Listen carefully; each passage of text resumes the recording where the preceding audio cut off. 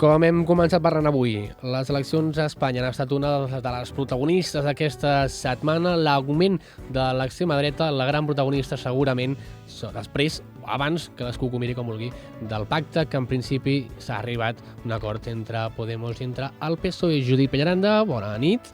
Bona nit, Francesc. Avui de l'extrema dreta europea parlem. Així és, els resultats electorals a Espanya han deixat un clar augment de l'extrema dreta que ha esglaiat a part de la societat. El cert, però, és que a Europa aquesta ha estat una tendència força generalitzada. De fet, en alguns països sembla que l'auge d'aquests partits radicals no tan sols s'ha frenat, sinó que està disminuint la seva presència o pateix contratemps inesperats. Així es troben els partits d'extrema dreta en els principals països europeus.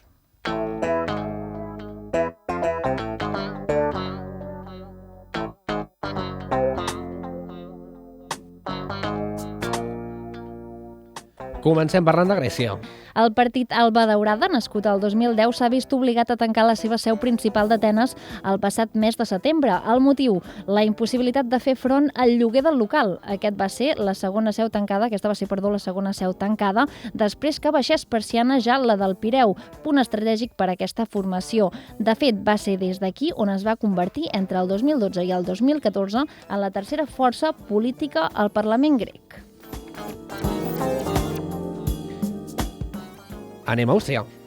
La política austríaca segueix buscant un govern després de les eleccions de finals de setembre, uns comicis vinguts per l'escàndol de l'Ibiza Gate, que va fer públic un cas de corrupció que esquitxava directament al Partit de la Llibertat. La formació d'extrema dreta, liderada aleshores per Heinz Christian Strache, després que d'aquest mateix partit provoqués la moció de censura contra el canceller Sebastian Kurz, les urnes van decidir que el Partit Popular guanyés de nou i que l'FPO baixés del 26% al 16% de vots. Boi considerar la possibilitat de tornar a fer un pacte de govern amb la formació radical. Sembla ser que Kurz estaria mirant ara de tancar una coalició amb els Verds.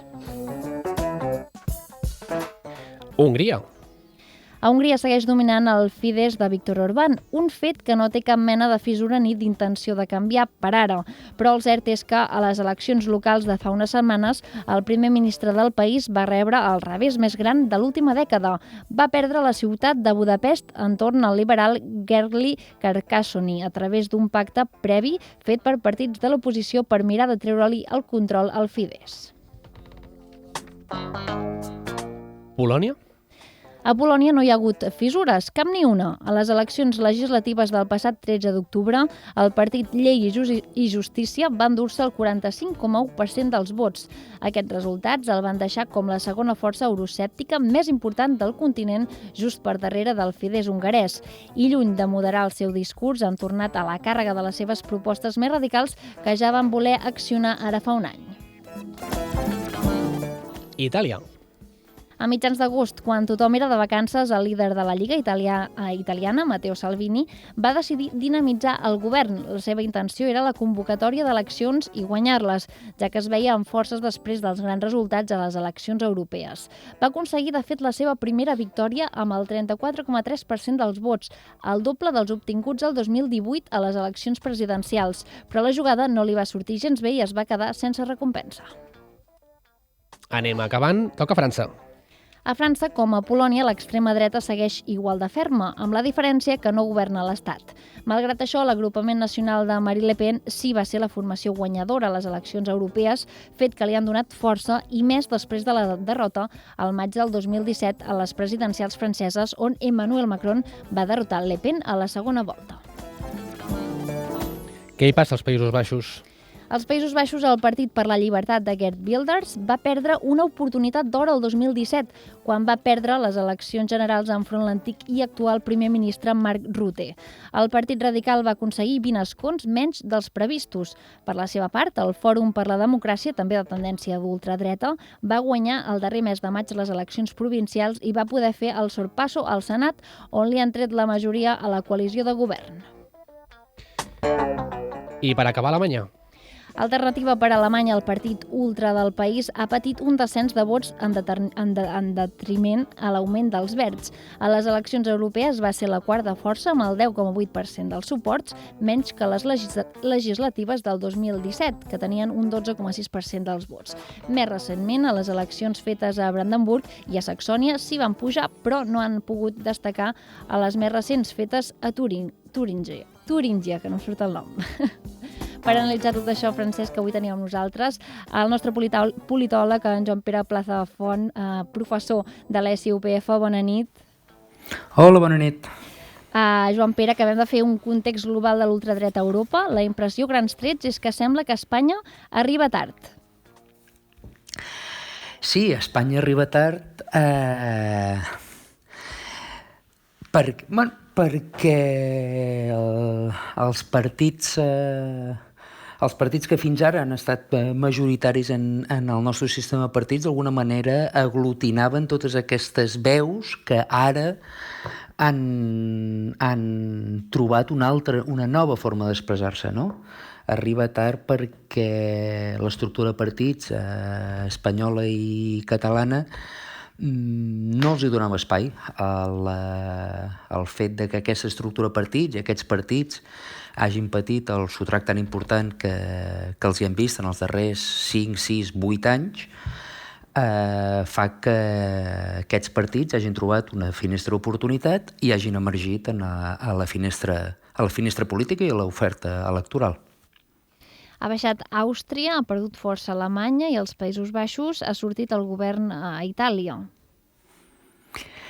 Sí, penso aquesta visió que heu donat global país per país dintre la Unió Europea, penso que ens permet tenir això, una imatge genèrica, no? Però a la vegada penso també que és important que no els posem a tots en el mateix sac, perquè diferències programàtiques, estratègiques i ideològiques en tenen i moltes.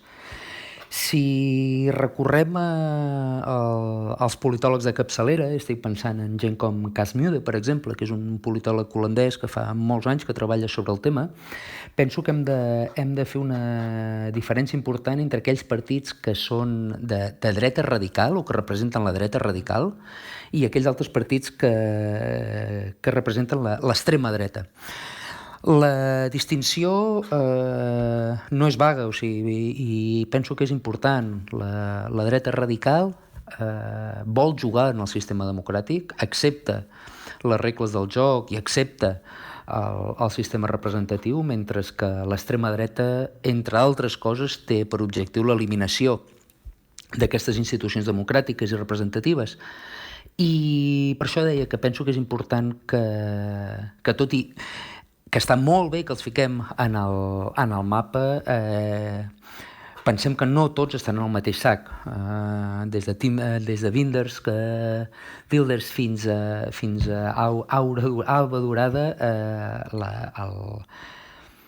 la degradació de negres és molt, molt, molt significativa. Una altra cosa que penso que... Crec que hi ha com dos grups, no? Per una banda, un grup on podríem encabir Alba Daurada, Vox, també l'ultradreta polonesa, i un altre tipus d'ultradreta on hi ha més gent com Le Pen, com Wilders, com Salvini, no? Hi ha com aquests dos grups, més o menys. Estic d'acord. Podríem allargar-nos i veure en quina casella col·loquem a cadascun d'aquests partits, però estic d'acord que cal fer com a mínim la distinció analítica, no? Perquè poder les respostes i les reaccions i les contrarreaccions, aquest augment de l'ultradreta, que em sembla un molt bon concepte per englobar els dos que jo us proposava, aquest augment de l'ultradreta i la seva contrarrestació passarà també per entendre quines són les claus que els mobilitzen. Comparteixen tots ells, i això és un fet, aquesta actitud populista, oi? Aquesta actitud que